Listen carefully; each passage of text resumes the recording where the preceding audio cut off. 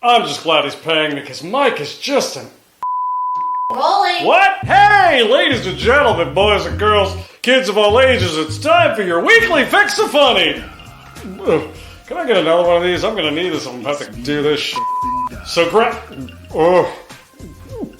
I'm okay, I swallowed it. So grab a cocktail, take those pants off, and treat yourself to the sexy bald man that makes you tingle in your special place. Woo! I'm wrong! Got my mind on my money, my money on my mind, bitch! I'm house announcer Chet Jackson, and it's time for the Me, Myself, and I show with Mike Bettencourt! Are we done? Yes. Me, myself, and I. It's me, myself, and I.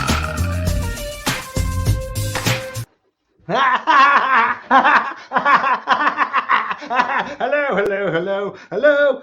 Get focused, out of focus, in focus, doesn't matter. Hello, welcome to another exciting episode of Me, Myself, and I. And I'm your host, Mike Bettencourt, episode 154. 154 episodes, ladies and gentlemen. I repeat, we are at 154 episodes right here, right now, Thursday night, Friday Eve. You can tell your boss and go straight to hell because tomorrow's Friday, and then you can go to work on Monday feeling guilty what you said over the weekend. But it doesn't matter because right now is the beginning. Boom! Boom! That's it. That's the end of the show. No, we have a very, very exciting show here tonight, ladies and gentlemen. We have a journalist, a mom, a kick-ass comedian. Kick-ass mom, Miss Jacqui Pirl, is waiting. The Blonde Flamingo is waiting in the green room right now. She's waiting. She's the coolest chick you'll ever see and encounter. And the reason why she's so cool, because I can get away with calling her a chick like that. Before, other people are like, oh, Mike, you can't call a woman chick. But she's so cool. She'll be like, I'll stab you just once, Mike. Just once. I'll let it slide. I'll stab you just once. But it's okay, folks. And I'm so glad each and every one of you are here tonight, enjoying yourselves. I hope you enjoyed that wonderful video in the beginning. It was called Nasty by Will Garrett. He's a comic. And I asked him, I said, look, man, I need that video. He's like, I got you, dog. Straight up nasty. So I hope you enjoyed that. Let's talk about what's going around right now in the world today. We already know what's going on. Let's talk about Tony Hinchcliffe, shall we, ladies and gentlemen? I don't want to be, first of all, hold on. I'm not the comic that's going to bash on anyone, okay? But let's just show the evidence, and then you go from there, and we will talk about it, okay? Let's see. Okay, here we go. Let's play. Give it up for the one and only Tony Hinchcliffe. Hold on. Before I get started, what's going on is Tony Hinchcliffe said a racist rant on stage a couple of days ago, and this was his opener. And yeah, I'm just gonna go from here. So you decide.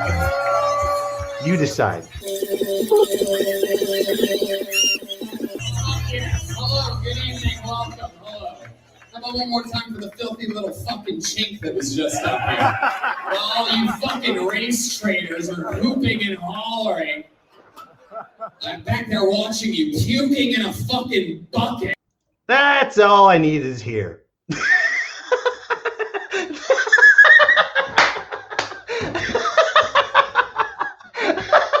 That's all I needed to hear. I don't need to go through it and go step by step, play by play of what he said.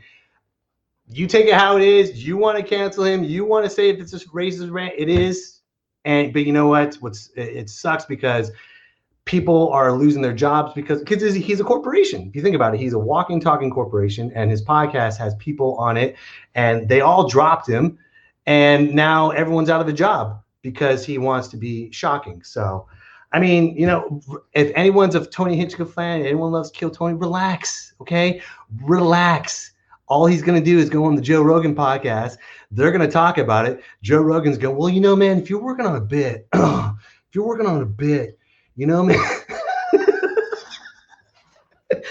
and then Tony's going, yeah, man, I was just working on a bit. If you're working on kinks, man, you got to kinks. I said kinks. I said kinks. I said Kinks. I said kinks. You notice that? I'm saying it clear as possible. Anyways, I'm done. I don't want to get canceled. Guess you know who's not going to get canceled, ladies and gentlemen? It's time for Dustin's Thoughts! Mike, I just gotta say, you gotta be really careful saying the word kinks because you're a walking corporation and you're gonna get me fired. So, dude, I don't want you to get fired because go ahead with your Dustin's Thoughts, sir. If you can just be careful with that. So I will. The Kinks. That's a good band, by the way. The Kinks. It's a good band. The Kinks. It sounds like a punk rock band from Seattle. It is. They are the Kinks. We're the Kinks, and we're gonna rock your face off. And he left. Okay. This has actually been a really crazy up and down week for me, guys. So I thought for my thoughts this week, I would just tell you guys about it. My week started at like the highest of highs, where I got to talk to and have a conversation with a comedian that has been my favorite comedian since I wanted to do comedy, Dane Cook. I actually got to talk to Dane Cook. I can actually say that I'm a little bit friends with Dane Cook. I mean, obviously, I'm going to tell people I'm more friends with him because it makes me feel more important. But for right now, I'm technically a little bit friends with Dane Cook. It's been awesome. I've gotten to talk to him and interact with him. And he recently just used some of my artwork to promote his upcoming dates. So it's been really cool. Like, that's how high of a high I was on earlier this week.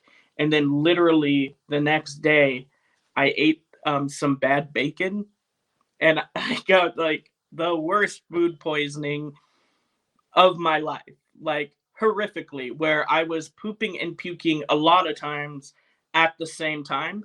And I had to have this weird like inner conversation of, would it be easier to be on my knees and puke into the toilet and hold a bag over my ass to poop in?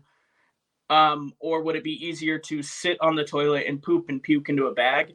And I'm not excited to admit that it took a lot of time for me to come up with the decision that obviously I should just sit on the toilet and puke into a bag.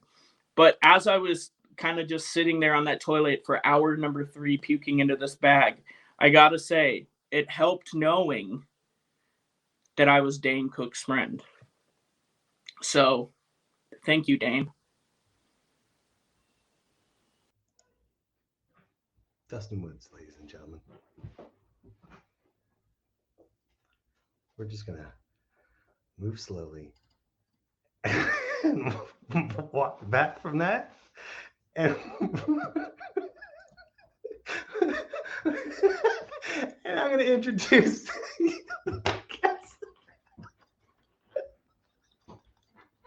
But before we bring her up, watch one of her stand-up sets, ladies and gentlemen. She was performing at Laughs Unlimited on Ladies Night, and I've seen her start and where she is now 3 years later, and she's been growing. So I want you to enjoy this while I take it. I'm gonna get out of here. Keep one here if I ever do it. It's 3 easy steps, please. Number 1, install a PS4 in the bedroom. Brilliant, right? My son told me that to use your own controller, you're basically a new age engaged. Number 2, I'd offer to cook for them because they don't know how to cook. Number 3, I offer to do their laundry. I wouldn't actually do their laundry, I'm not stupid. It's the old 1960s swimming hole trick. I'd take it, hide it till I wanted them to leave for a reason, and throw it back at them. But I managed to get one of these lovely creatures in my house the other day. And then I'm old, so I forgot about him, and I went to a mic like this. Came back 5 hours later, you guys. Dude was still naked. In my bed, eating a Hot Pocket, playing Red Dead Redemption 2. I was like, what the fuck, dude? He goes, man, guess I live here now, because they don't know how to pay rent either, right? That's when mommy mode kicked in. I'm like, oh, hell no! Game over, player 1. Fuck, you've had enough screen time. Get out of here. All right, All right, ladies and gentlemen, are you ready? She's a kick-ass mom, a kick-ass comedian, a kick-ass person from Hawaii. She is known as the Blonde Flamingo. Ladies and gentlemen, put your hands together and make them feel welcome for Jacqui Pirl. That was great. Jacqui. Hold on, Jacqui. Blonde Flamingo. I see the flamingo in the background. That's yes, I have a awesome. whole shrine to them tonight. I set it We up should for you. donate to the Blonde Flamingo, by the way, ladies and gentlemen. If you want, I know comics are struggling, but Jacqui Pirl wants flamingo donations. That's Oh my God. thing. Those are all things people have given me. That's so cool. Like, I swear to you, not a month, not a week goes by where somebody doesn't send me a flamingo picture or a flamingo video and go like, oh my God, I thought of you today. Or a picture because they were at some random shop and they had flamingos. They're like, oh, look, this is you. And I'm just like, oh, wow. Where did that come from? That's crazy. Okay, so I'm not, I probably shouldn't say this, but I'm not a terrible flamingo fan on its own. I mean, they're gorgeous birds, but you know, they're birds. They stink. They shit their own legs. They don't smell, you know, like, I mean.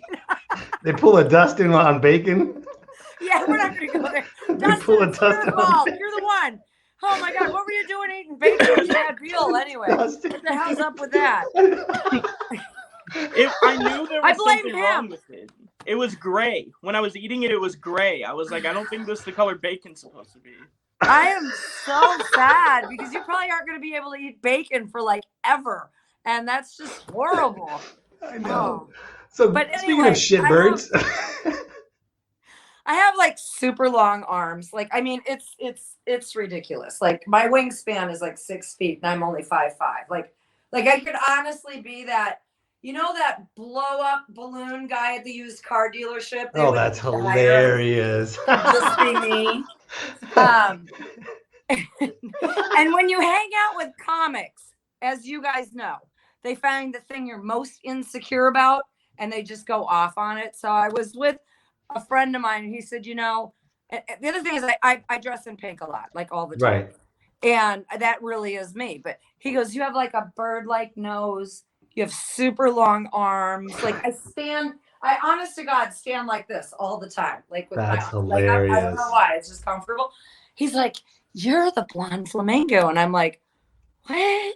Like, and he just kept going with it. And finally I went, okay, I'll be the Blonde Flamingo. So I started working. It's such a good name though. I got flamingos in my backyard, because I have a cheesy tiki setup. Of and course. It's like I got tons of flamingos. I'm like, dude, it's all Jacqui right there. It's right? You know who did this? Ed Mina is one of the best branders. He will look at somebody and go, you are that. And I've seen him do it with so many people. That's a good gift to have. He's the one that said that to me and I'm like, I'll go with it. And now it's kind of like Bob Ross with his perm. Yeah. That wasn't a real perm. He hated it. But that was what he got his publicity pictures on and he had to go with it for 50 years. And I'm like, I'm the Blonde Flamingo. I can deal with that. You hate those birds, but those birds are going to be cashing in on you pretty soon. Hopefully. I don't hate them. I prefer dogs and cats. I never would have thought of a bird as a logo, but it's brilliant. It's absolutely brilliant marketing. So that's great. Congratulations. I'm the Blonde Flamingo. Well, you can call me a chick because I am the Blonde Flamingo. You are. see, folks. See. Look at that. That's the only reason why. Hold on. Drake Comic saying hello. Former guest saying hello. He also says, "I love super long arms like a spider." And you just ruined Drake Comics. Look what he wrote. He said, "Wait, Bob Ross wore a wig?" No, he got a perm. He took his first. Childhood is ruined. Drake says his childhood is ruined because of the Blonde Flamingo. Thank you very much. I can ruin anybody's day. Try me out. That's your tagline. While you're standing, that's your stand. Book the Blonde Flamingo. She'll ruin your day. Mm-hmm. So, you're not originally from Hawaii, though. I grew up in Minnesota. Okay. Oh yeah, sure. Don't you know? Big difference from you betcha. We're Sven and Oli were, you know. And you missed last. We had Cheryl the soccer. We had hold on, Dustin. We had drunk Cheryl last week. Yeah, and I listened to that. I love her. I love that 2 Minnesota people in a row. I know, right? That's awesome. By the way, Jacqui, you're 100% right about Ed Mina. The first time I met Ed, he looked at me like he was sizing me up, and he noticed that with my condition, I only have the one tooth, and he went, "White thing," and I was like, "Fang." Boom. Yes. I didn't know who he was, so I thought it was just a stranger that's such a saying gift it to me, and I was like, Thank you. I've seen him do it to so many people. Just walk up and go boom, and I'm just like, brilliant. And you need that from someone else. You need it from someone. It's so hard to dig in and find your own nickname.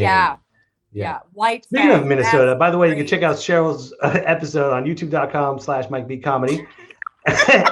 And then throwing in this Minnesota in it right here. You like that? Little segue right back in. So tell us about Minnesota.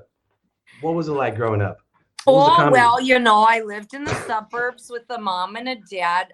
They still married after 56, 57, 58 years.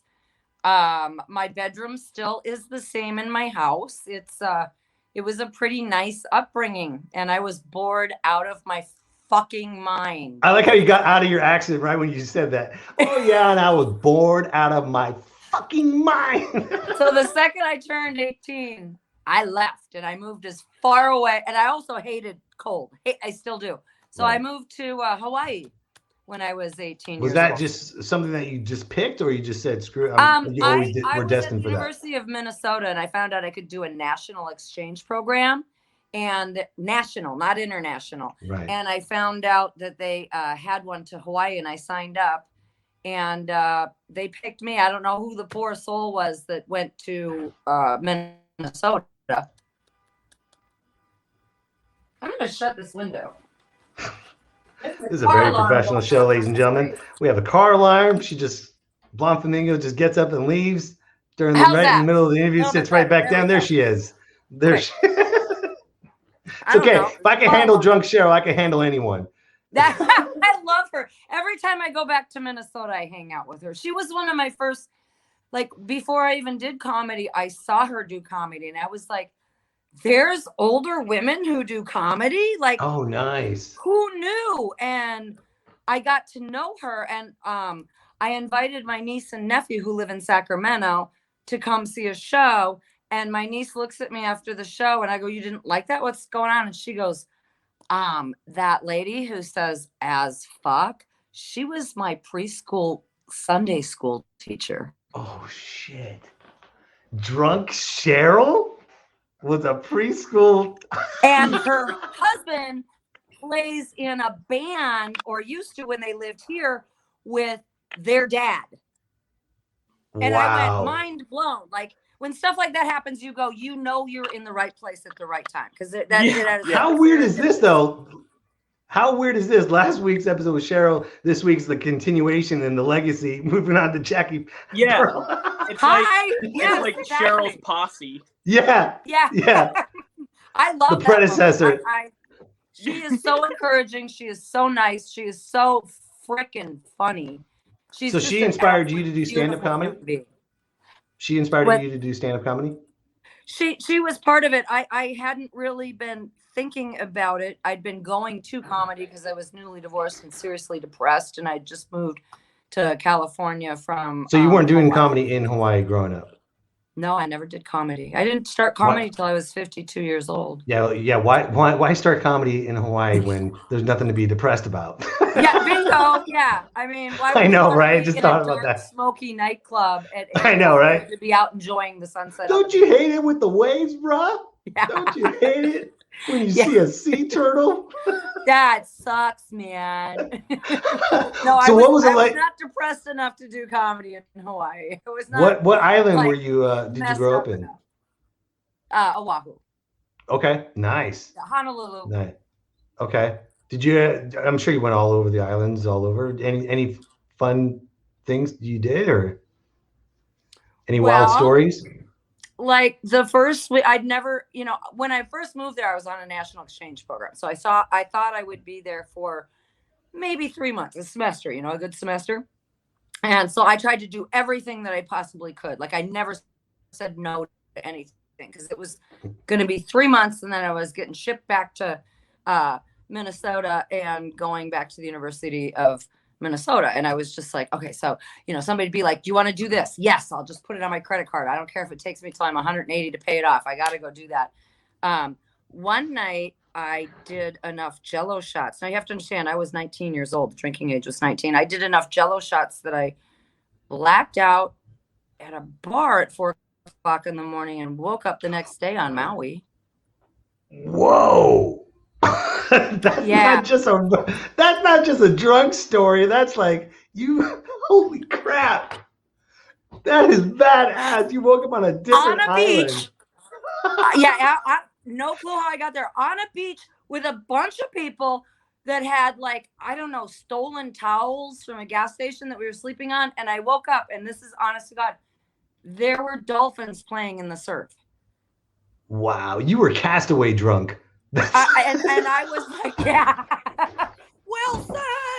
And I was like, I'm never going back to Minnesota, like ever. Like I called my dad that week and I said, sell my car, sell my parka, sell my skis, sell my motorcycle. I'm never coming back home again. If you want to see me, I will be right here. Could you imagine being that? Hold on, Dustin. Could you imagine being that drunk and then the next day you wake up and it's like this beautiful island? I get why she was like, "Fuck Minnesota." Like, when I get drunk and black out Minnesota, I know you're like Minnesota. Next to a frozen cat, but here it's dolphins playing. First off, I've blacked out and ended up in like a different room in my house. Yeah, right. Never a different island. Like what? The funny thing badass was that? None of us know how we got there to this day. Like we. You know that's what's great about Hawaii, how spiritual it is. It actually protected you while you were blacked out drunk. Yeah, the mana. The mana, yes. Straight up protected you. Because that is the worst parent's nightmare. Oh my God. Their kid getting drunk on an island and end up on a different island. Yeah, you're lucky you woke up with your liver. Did you take a ferry? How'd you get there? We got on a plane. Like they met us. How did you get on a plane? Did you have a boarding pass? Yes, we were searching our pockets. Did you go like this? Okay, this is Jacqui Pirl.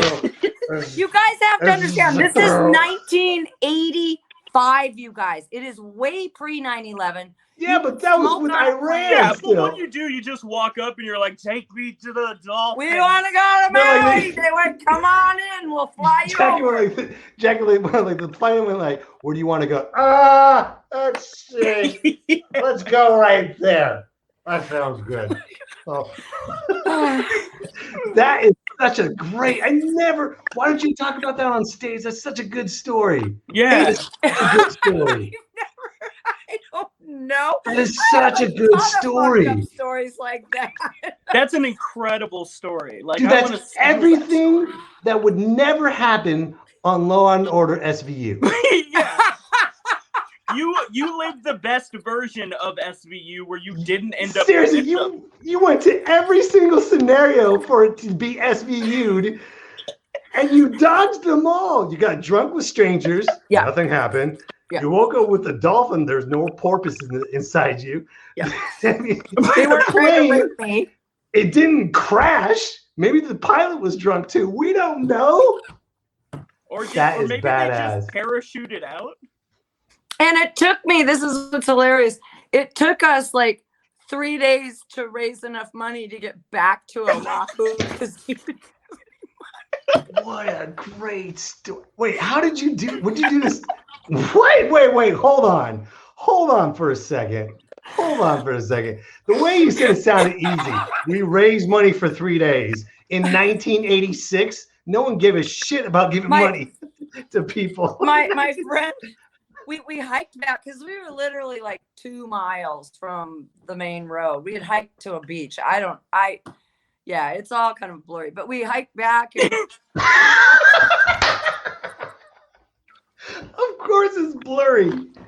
You still don't remember what happened years later. One of the guys there had an aunt that lived on Kauai on Maui, and called her and was like, hey, there's 8 of us, and can we crash in your yard for a couple of days? And then, like, there's 8 random drunk strangers from a different island that we don't know. I kind of knew, like, I had met them at the University of Hawaii. Like they ended up in the same like college town bar that I was at, so I knew them enough to go, hey. And I don't know at what point bars were open till 4 a.m. So I don't know at what point in the night we went, it'd be a great idea if we got on a plane and just fucking went to another island. And I'm sure it was me going, I've never seen any other islands. I'm from Minnesota. Let's go. I was going to say, So Jacqui, like, on a scale of 1 to 10, how much is it possible you were the one that brought up going to another island? That is so 100%. Wow, what a kick. Is that your first time saying that story on air? Oh, yeah. Here on Me, Myself, and I, by the way. Yeah. Exclusive interview about Jacqui I've Blonde told Flamingo. a few other people that, and of course the 8 of us, I still know all these people. You have got to talk about this on stage. Yeah, the freaking Tales of the Blonde Flamingo. Seriously. Tales of the Blonde Flamingo, big time. Oh my God. What other stories? We're interested. Before you even get to comedy, let's talk about other kick-ass stories. Can you? Yeah, you can. God. Okay. I've never told this one before either. This is so embarrassing. Hold on.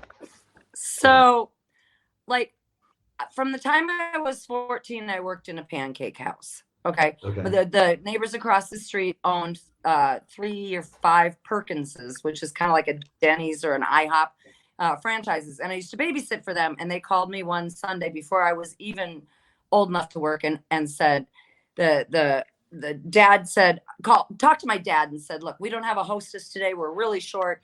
Jacqui can handle people. Can she come in and just, can you drive her here? Would you mind?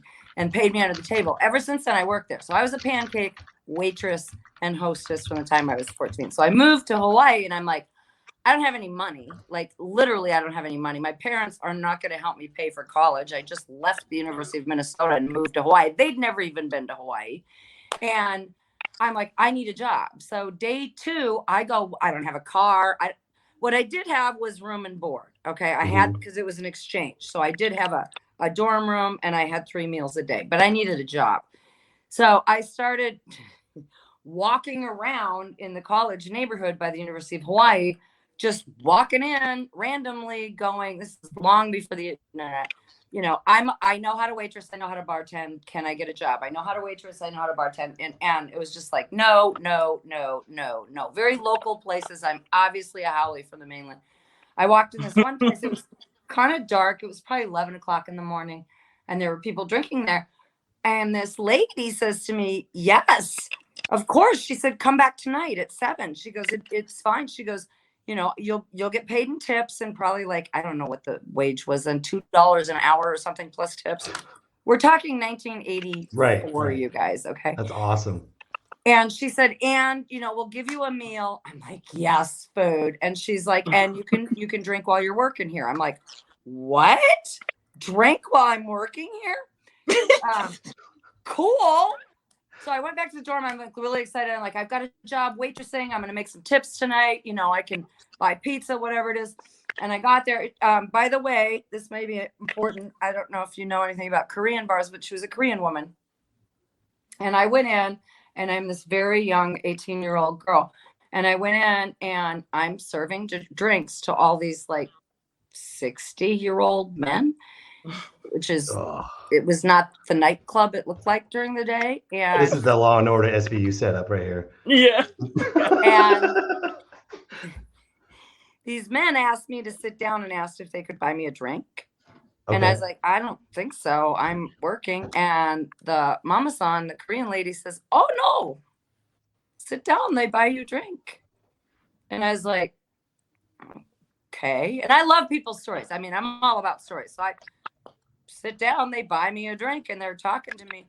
Anyway, as it turned out, I was in a Korean bar for about an hour and a half. I was working that's basically kind of I don't know if you have Korean bars here. I've never been in one since, but it's sort of show your titties, I buy you drinky kind of thing. Oh, you were in that bar? I was working there. I had a job there for like 2 hours till naive Minnesota Jacqui figured it out. And I went, no, I am not going to show these men who are my father's age my boobs. What is... And God, how uncomfortable would that be? And I walked out. I just Jacqui, out. And you and I have a mutual friend in Danny D that would love that job. I think I've actually told her that story before. It took you 2 hours. You're like, I'm done.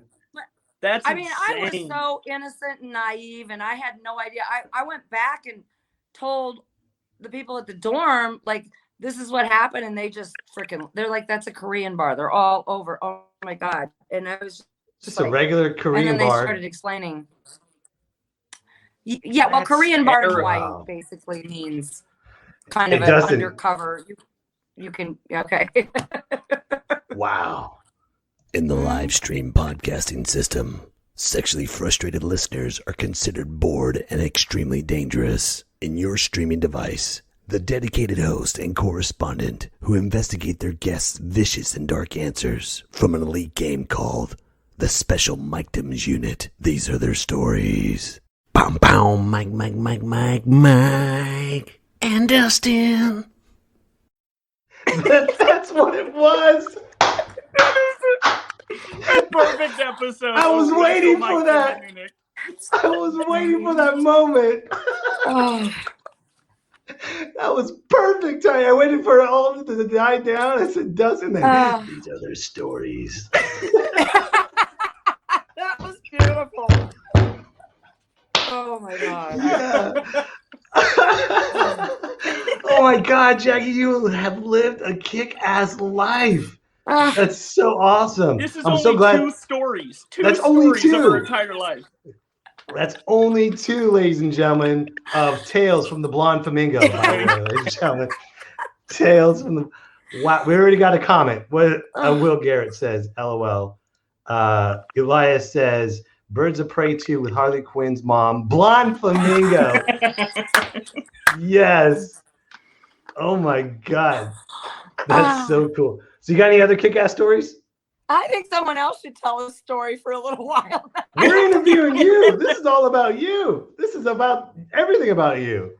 We're writing your hour bit. We're writing your hour special right now. That's what we're doing here on Me, Myself, and I. I'll tell you one more thing, and this is kind of legendary. I don't know. The first one was the best. Yeah, that's a tall bar to raise too.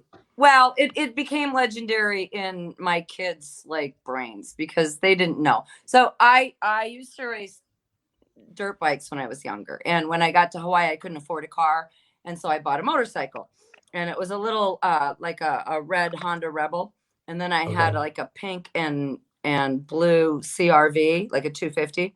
And my girlfriends and I used to go out after, because I bartended and she waitressed, and we'd go out afterwards, like in mini skirts and heels, and drive down to the bar that was open later than ours.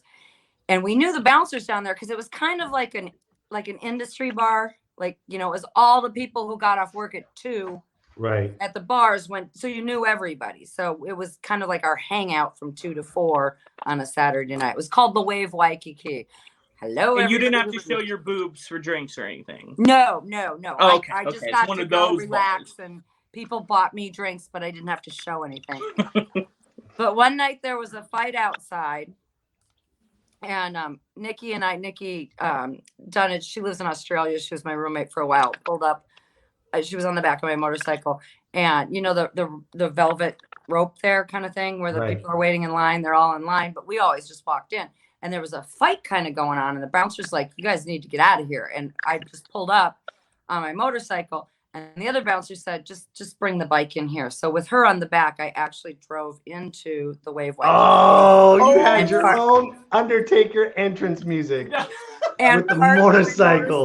Between the two in the foyer, and left it there. And it was one of the coolest things. Like if I didn't think I was moving back to Minnesota when the Dolphins showed up, I was just like, no fucking way. Okay.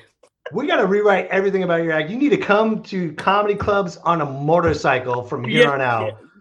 We got to carry it on. I haven't ridden a motorcycle since I was 7.5 months pregnant with my oldest child, because my husband. Wait, you were pregnant while on a motorcycle? You can't let a motorcycle sit. You got to start it up. And it was low on gas, and had been in the garage. So I drove it like a block and a half to put gas in it to go back. And my husband came around the corner and made me sell it the next day. Who the hell are you? She said, oh, yeah, I was pregnant. The kid was kicking and bumping. Jacqui. Jacqui, for your act, you need to combine all three of these stories into one night where you're pregnant on a motorcycle. You pulled into a club that was a Korean club where you had to show your boobs in order to get drunk, and you blacked out and you woke up watching dolphins play with each other on another island. I could not talk about drinking while I was pregnant because I have never done that. That's fine, but you could do all that while watching Law and Order SVU. Yeah.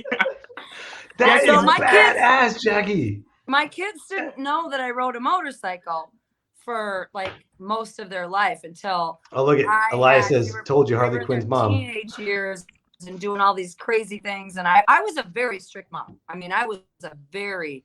They were tethered until they were old enough to, because I knew what I was capable of. Yeah, and island hopping instead of just bar hopping. Yeah.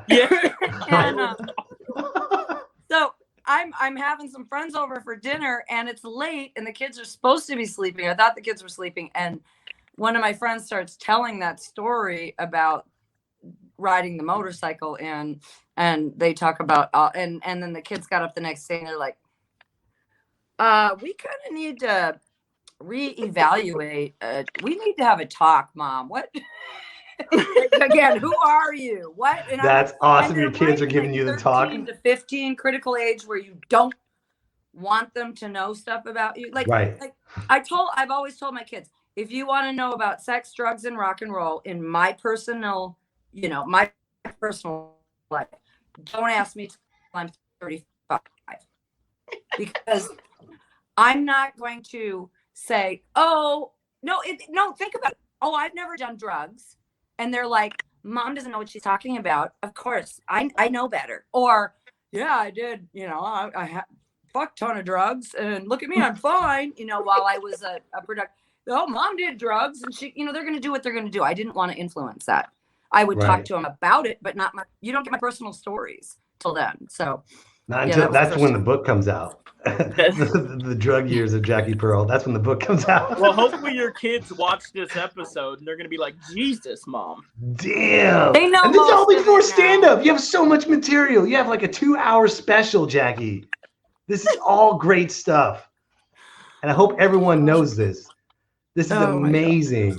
So, okay.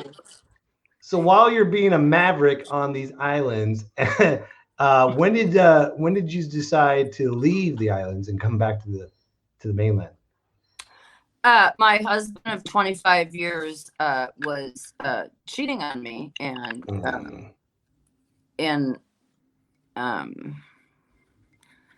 he's a pharmacist.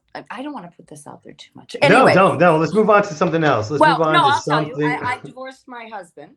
Okay. And my son was at UCLA, and we were paying out-of-state tuition, and I knew I would need to help him, and I couldn't afford to pay out-of-state tuition, so I knew I had to move to California for 6 months to get residency to help him get out of school. My older daughter was at the University of Hawaii, but she had residency. My younger one was 16, so I got on a plane, packed up the house, sold the house, and moved here. Wow. What a sacrifice, though. Seriously. You gave up all that partying, which is great. All that island hopping. I was a wife and mother for 25 years. I managed an anatomic pathology lab. I wrote freelance. Yeah, but that party animal. I was not partying like that at that point in my life. But Jacqui, after being in Hawaii for so long, was there a bit of a culture shock when you walked into a bar and showed your boobs and they were like, it's still $7? Like, was that rough? Completely. Yeah. I tried to buy beers that way for the first year of comedy. It just didn't work. Or not that. Like, where do I park my motorcycle? They're like, what? Get the drinks. I can't. Yeah, where do I park my motorcycle in your entrance area? You're like. So while you were in Hawaii, though, you were a journalist? I majored in journalism in college. Okay. I basically majored in surfing and looking at cute boys. So it took me almost 7 years to finish. Okay. But because I always thought that once I was done with college, I had to go back to Minnesota. I don't know why. It never occurred to me, and I didn't. But yes, and I was a writer. I did a lot of corporate stuff. I've written and published books. I wrote a lot of travel. I wrote a lot of, people from the mainland for magazines and stuff. They want to know what Hawaii's like, and I would write that. It's simple. It's right out my back door. It's like, right. I wrote a lot of parenting articles for about 6 years. I had a column in a parenting magazine in Hawaii. I don't know why they'd want parenting advice from me, but I gave it. Don't give your kids too many shots while you're on the motorcycle. Yeah. You could ride a motorcycle up until you're 5 months pregnant, or catches you. Yeah. And then I worked. I did a lot of corporate stuff. So I did sales and marketing for an anatomic pathology lab in the Pacific, and that was a lot of writing too. But a lot of writing. So how does your journalistic skills help you in stand-up? Do you feel like you can really? Or you feel like you're a mad scientist compared to everyone else? Hugely. First of all, performing was very hard for me. I think most people get into it the other way. They go, I'm going to get up on stage and talk about funny stuff because I'm funny at parties, right? And I am a writer. And when I write, it's, the right word, the right sentence, the right cadence. And then I usually would have to hand it over to some corporate person who would read it, and I'd go, that's not how it's supposed to. God, you screwed that up, So I'm very much a writer. So I write more than I perform, actually. But getting that to a place where I feel comfortable with it is difficult. I was talking with another comic today, and I said, I'm very much a procrastinating perfectionist. So if I can't get it right, I'm going to do it. You know what I mean? Well, you got all the elements, Jacqui. You got all the elements. You got life experience, kick-ass life experience. You're a mom, so that alone, and then your writing abilities. I mean, you're deadly. I don't think people realize how deadly you are, especially after this podcast. I'm like, holy crap. Just the dolphin alone, just one dolphin alone is amazing. One dolphin away. One dolphin. I know that we brought her up before, but it feels like it's all the ingredients that make Cheryl such a heavy hitter in the comedy world. She's awesome. Jacqui, you have all those same ingredients. 100%. So do you feel like you're holding back? When do you think, here's a good question. When do you think the performance you will meet up with your writing skills and they both combine? When do you think they're going to meet? It'll be a couple of years. Yeah, I think it's building, I just got to the point literally right before everything shut down with the pandemic where I actually considered myself a comedian. You know what I mean? I don't know if you ever went through that, but it's been 4 years total, March 12th. Right on. Congratulations.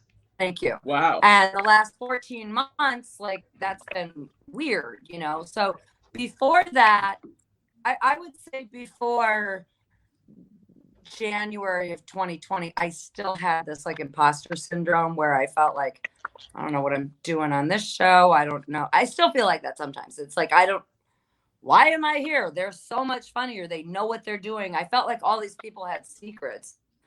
And actually weird. Yeah, but no one could be Jacqui Pirl. That's one huge secret. No one could be you ever. Yeah. I feel weirdly that Zoom, which I hated at first, absolutely hated. It's not stand-up. It is not stand-up comedy. It is some other form of entertainment between improv and prop comedy and joke telling and storytelling and a hangout. But I felt like that really helped me kind of get comfortable with things. And there were a lot of different games being played, like spin the wheel and riff on something, or stuff that you don't have an opportunity to do when you're going to, a bar for a 5-minute open mic kind of thing. So do you feel like, because of COVID, do you feel like you've regressed your progress? I feel like I have, I feel like I might be a little bit rusty on stage with timing, but what I have done is networked a huge amount with people all over the world. Yeah. That now know me. Oh, everyone's going to know you tonight. After the Tales from the Blonde Flamingo. You kidding me? It's like Tales from the Crypt, but it's Tales from the No, Blonde Flamingo. It's even better. We would watch this 100%. Did you watch Tales from the Blonde Flamingo? It was crazy. There was a dolphin and Law and Order. Oh, and God. So has your ex-husband seen your stand-up? I haven't talked to him in 3 years. I don't know. Okay, good. Oh, wow. Good for you. Good. No. Nope. My kids talk to him. I try not to ask. We're our own ways.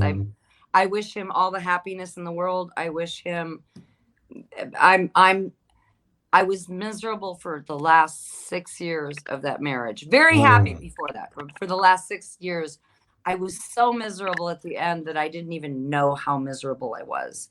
And then everything changed and I moved here and I was miserable for another 6 months. And I thought that was just, that was a continuation of my life. That's how it was going to be. And I've never been happier in my life than I am. But you know what's great though? When you came to the Sacramento comedy scene, you brought Hawaii and you brought the fun and you brought the love here. I don't think you realize that. You brought it over here because before, a lot of pink, a lot of smiles, a lot of bright colors, and we need that. And for you to do that is such a great thing. And you need to I've continue never not that. seen Jacqui positive, which is awesome. Like, you're always smiling, you're always happy, it's always good talking to you, and that's something that not everybody brings. So I go through dark times too. I mean, like, especially in the last. Yeah. We're all comics. I get it. Yeah, but you went through dark times. It's not dark times. It's called a blackout. It's called a blackout. Did we lose her? Not mad. Hello, Jacqui? Dustin, did we lose her? It's frozen. I think her internet blacked out. Hello? Her internet blacked out. It blacked out, and now she's on another podcast. Now she's on another podcast with a bunch of dolphins. Yeah. Hold on. Jacqui? Yeah? Jacqui! Hey! Oh! Damn it. Jacqui, keep moving. Hold on, folks. Hey, by the way, folks, do me a favor, ladies and gentlemen. If you're just tuning in, make sure you check the rebroadcast on youtube.com/MikeBComedy, because this has been one amazing episode. Hold on. Jacqui? Yeah! Jacqui. Hey, there we go. You're back. Yes, you're just a little bit delayed, but it's okay. It's all good. Okay. It's all good. All right. So, so sorry about for you starting out at an older age, what did that feel like to jump into comedy at your age? I got into comedy because, my kids are grown and they have their own thing. And the way you meet other adult friends when you're an adult is like you go to school and you meet people, or your kids are on a soccer team, or or you go to work or whatever. And I didn't know what else to do, and I was literally like sitting home for 6 months crying, and I thought, I've always loved comedy. I need to go watch. I need to laugh. Like and I think people now after COVID really need to laugh too. And were you nervous doing stand-up at your age? Weren't you terrified? Absolutely terrified. Had no business being there. Knew that 100%. I took a class because I went to watch comedy, and then I heard about open mics, and I went to watch open mics like Reconnaissance, but I did not get up, and I knew I was not going to get up unless I slapped down the money and signed up, and I had to be accountable to be there at a certain time to take this 3-week class. And when I did that, at the end of that, I had written 5 minutes, and it was Keith Lowell Jensen who did the thing, and it was at Blacktop Comedy, and he did a showcase at the end and had Johnny Taylor Jr. headline. And the first time I got up on stage and did comedy, there were 150 people in the room. Oh my God! Your first time? Your first time? Because he had done this as a showcase, And there were 8 or 10 other people in the class, and they all lived in Sacramento, and they invited everybody they knew to come to this showcase. So what did it feel like when you got there? What was the feeling? I threw up before I went. Yes, I did too my first time. That's awesome. Hell yeah. And then that's so awesome. I threw up after I got off stage. But it felt amazing. It was a good barf. I was like, did you barf like a flamingo? And then I picked it up and fed it to my daughter. Like the bird I am. You gave it to like a flamingo feeding another flamingo. Yes. And you gave it a sound effect too. Oh. Yeah. But didn't you feel like you accomplished something when you got on the other side? That was like a breakthrough moment for me, being like so whacked out. I mean, you have to understand, I didn't feel funny. I felt fat. I didn't feel worthy. I didn't feel all of those things. You know, I felt. Shoot. Hold on, Jacqui. Hold on. Damn it. She's right before she says something amazing, like too. Profound. Yeah. And she's like, oh, she's speaking in dolphin right now. She was like, the secret to success is. Hold on. Jacqui, one more time. Are you back? Okay, there we go. Am I? Say it quick. You're back. Okay. Yes, you're back. No, you're back. I felt like a failure, and that like opened it up, and I was like, wait a minute, this is a door I walked through. This is like, what's going on with you right now is not permanent. You can do something else. You can change your life. You can do something else. This is not the end. So it was the beginning. I love that. Wow. That's so cool. That is such a kick-ass story. Look at it, like from the beginning of you leaving Minnesota to kicking ass in Hawaii, having a kick-ass life, being a mom, putting up with shit, and then full circle coming back to the States and doing something that a lot of people would never do in their entire life. Yeah. Your life is a series. If you look back at your life, Jacqui, your life is a series of jumping into the deep end of life and not being scared. Being scared to do it, but not hesitating to do it, which is Tales from the Blonde Flamingo, ladies and gentlemen. Tales from the Blonde Flamingo. Hey, Jacqui, real quick. #1 bestseller. Yeah, right. It's Jacqui, a Minnesota thing. We're trained. It's a Minnesota female thing. We're trained to just always say yes. I need to move to Minnesota. You want to get on a plane to Maui? In the live stream podcasting system, sexually frustrated listeners are considered bored and extremely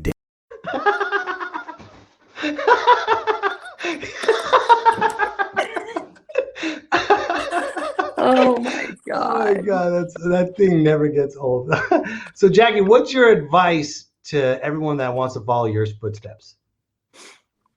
I don't know that anybody wants to follow my footsteps, but if you're stuck in a situation, or you feel like you're at a dead end, you don't have to want to do comedy. You could want to write poetry. You could want to change your careers your career at 50 years old is go freaking do it. I mean, let's say you're an engineer and you've hated it, but that's what you've done to support yourself or your family for that long, and you want to try woodworking. You know what? You can always go get another job as an engineer. Just you only get, as far as I know, one chance. So you got 12. As well, after this podcast, you got hella chances. Oh, see, I'm a cougar. You got cat. Hella chances. Cats get 9 lives. Cougars get 12. That's awesome. Oh my God, Jacqui. Thank you so much for being on the show, by the way. Oh, I had a blast. I had no idea any of this was coming out, but I had a blast. No, it's great. I'm so glad you did. And don't worry, if it was going to get bad, I would direct it in a different way. That's not that type of podcast. Yes. But ladies and gentlemen, do me a favor. Why don't you follow Jacqui Pirl on Instagram at PearlJacqui. Right there, ladies and gentlemen, you can follow. And you can also follow the adorable one, Dustin Wood, on Instagram. Dustin, it was so awesome to see you again. You too. I love you to death. You're awesome. And by the way, ladies and gentlemen, you can check out the rebroadcast here on youtube.com/MikeB Comedy. There's a rebroadcast, ladies and gentlemen. And big thanks to Will Garrett performing Nasty in the beginning of the show, ladies and gentlemen. And if you have a video, if you're playing music and you're a struggling artist and you want to get exposure, contact me. Okay, That's awesome. We will play it, we will dance, we will do it, whatever it takes, and we'll have donations, whatever you want. But again, we got a comment. Hold on, we got a comment. Of course, Will Garrett said, "Great show." Yeah. Nice. Thank you, awesome. Will. Awesome. And again, one more time for Jacqui Pirl. Tales from the Blonde Flamingo. God, Jacqui, I wish you nothing but the best success in your comedy career. Thank you. You have a wild story, and you have so much more. You have no idea. You have no idea. And I'm saying this as doing stand-up for 16 years. You have no idea how much more vast mounds of material you have. You have so much. Just watch this show, write everything down, and perform it, because I want to see that dolphin story. Yeah. I really do. Okay. It's freaking hilarious. Me and Dustin will help you write it too. So 100%. we are here for you. I So love that. thank you, Jacqui. I really appreciate it. Thank you, guys. It was awesome to see you. I had a good time tonight. A really good Good. time. Tell everybody about the show. And ladies and gentlemen, we Absolutely. will see you next week. Me, myself, and I. Wow. It's Wow. me, myself, and I. Freaking Jacqui Pirl. Follow her on Instagram, ladies and Me, gentlemen. myself, and I. Follow the adorable one on Instagram as It's well, me, ladies and gentlemen. myself, and I. I'm blown away. I never knew how badass Jacqui Pirl was and is and will be forever. By the way, folks, you can check out the rebroadcast on youtube.com/MikeBComedy. Make sure you hit like and subscribe. Tell everyone about this show. It's a lot of fun. And you know what? You're not going to get another kick-ass story like this. I mean, Jacqui Pirl, wow. Again, it's Tales from the Blonde Flamingo. She will tell you about getting drunk and having sex with dolphins.